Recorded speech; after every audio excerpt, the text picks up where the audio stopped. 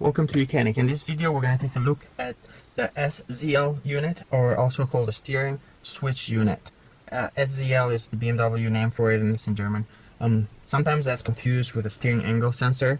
Steering angle sensor is integrated into the steering switch unit, but they're not the same. They're two different things. We're also going to take a look at the clock spring.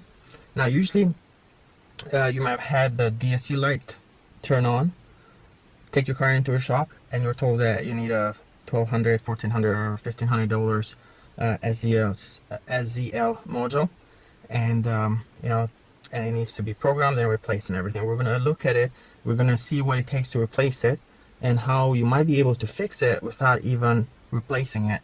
We're going to look at the clock spring and what problems that can cause. So first, let's just go dive in and see where all these parts are. So first step would be to disconnect the battery. Don't work on the airbag system without disconnecting the battery. Wait about 5 minutes and then you can come and start working on it. Probably the hardest part about this job is taking this airbag off. There's usually access holes on the sides here, and then there's in this steering wheel, the access hole that will release the airbag is right on the bottom here. And then you put a rod straight up and then push on the spring. It does lock in 4 places, but it's only one spring that will release all 4 locking tabs. But once that released, and it does need quite a bit of pressure, you can pull out the airbag and disconnect it. Now if you have a BMW with a round airbag, you have 2 holes on the sides. In some cases you'll have to press on the spring. Some other models might have a Torx bolt on the side, like a T27, but either way it's the same concept. You just remove the airbag, and then you need to keep your face and body away from the airbag, like about 2 feet. And then right on the back here, you'll just disconnect the airbag, which we already have done. Then you put the airbag in a safe location, fixing up. Now right here in the center, you have the bolt that secures the steering wheel to the steering column. Now this bolt is in quite very tight. So to remove this, you probably need a breaker bar to put on it, and then you counter hold the steering wheel and you get the this bolt loose. Once you get it loose, it comes out very easy. Before you do remove the steering wheel from the steering column, what you will need to do, and you'll need to do this actually before you even disconnect the battery, straighten up the front wheels. Make sure the wheels are straight and the steering wheel is on center, not tilted to the side. So here we remove that bolt. Now we can just kind of remove the steering wheel. Just pull straight out. Of course, you're gonna have to unplug these cables, but it pulls right out.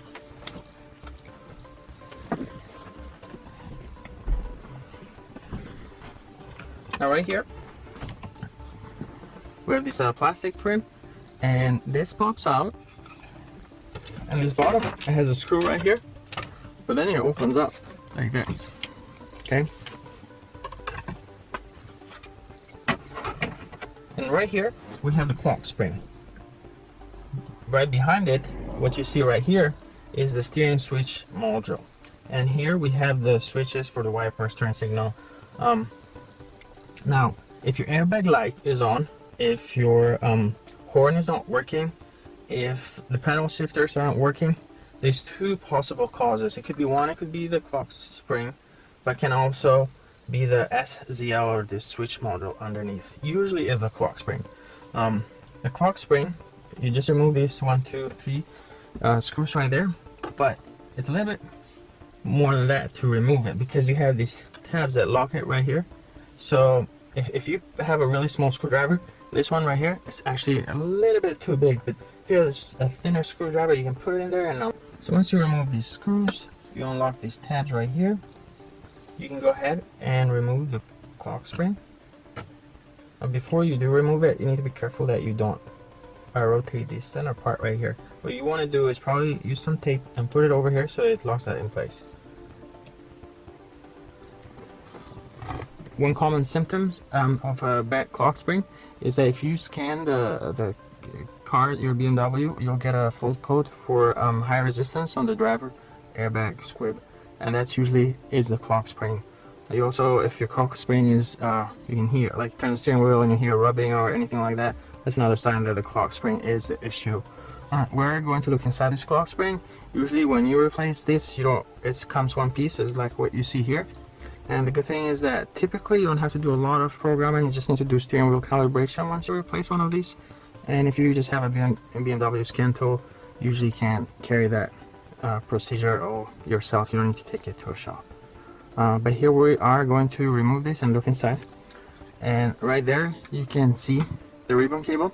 And the reason why we said to not rotate this is because if you do that, which you shouldn't, you do this, you're back at the same spot. But in reality, the problem with that is that this has a limited number of turns.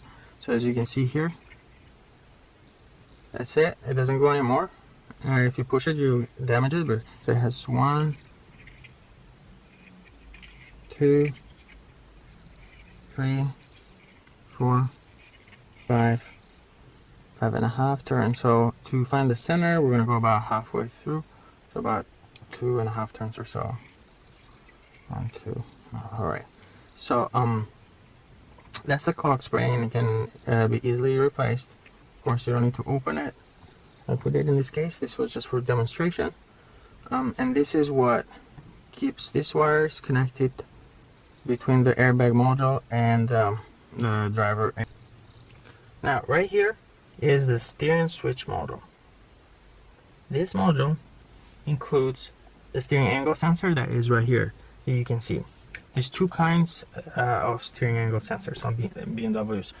There's the potentiometer type. There's just a resistance, so as you move the steering wheel around, it detects the angle where you are. There's also around 2007 or so, they switched to an optical disc, and it has a laser, and the laser shoots through the disc.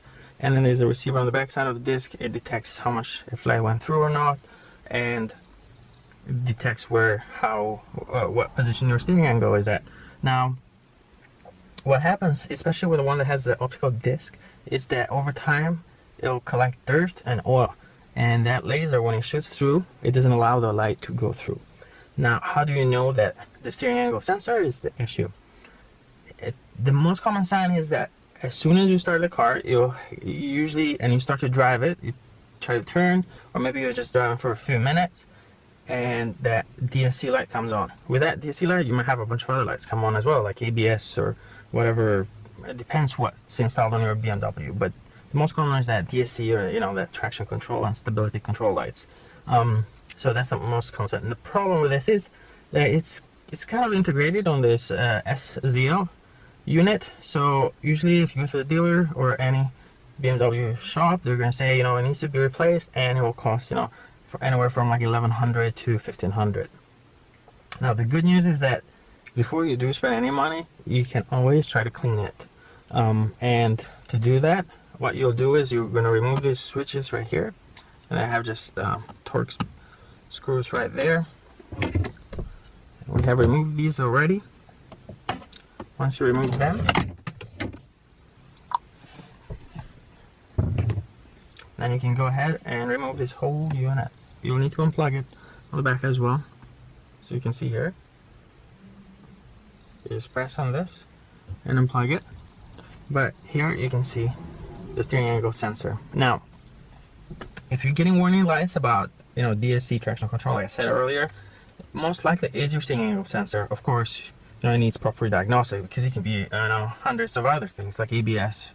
But if you have been told that the SZL module or the steering angle sensor needs to be replaced, now there's cases when the SZL module that you see right here, or the SZL unit, steering switch unit, whatever you'd call it, there's cases when the wipers don't work. There's maybe the turn signals don't work or don't cancel, the cruise control. If it's any of those issues, it's probably the SZL module itself, and it's not the steering angle sensor. So you're not getting any like DSC or stability control warning lights. You just have issues with the switches. So in that case, cleaning the steering angle sensor is not going to. If you do have to replace this, it does need to be coded, and also on certain models you also need to write the VIN number and program it as well. So it gets a little bit more complex. Excuse me, if you do need to replace the SZL module. But the good news is that you can get this from another car, or just get a new one, install it yourself, and then once you install it, you can just drive it over to BMW shop or the dealer, and then have them carry out the coding and also calibrate the steering angle sensor. like I said, it's very important so that when you remove everything, these don't move around, because then if you do spin this all the way around one time, or you do the same thing with a clock spring, then you might have to take out the steering wheel, put them back to where they need to be, and then carry out the calibration. So this is kind of the most important part, is to not rotate this clock spring. Besides that, it's pretty easy, straightforward. It usually takes about a couple, and it does need some basic tools. As long as you got some a breaker bar, torque, you need to torque this bolt and steering column here. As long as you have like torque bits and all that, you should be able to replace this yourself. It's not complicated. Hopefully now that you're able to see it, where it is, how it works, hopefully it'll be a lot easier and maybe save you a few $100s.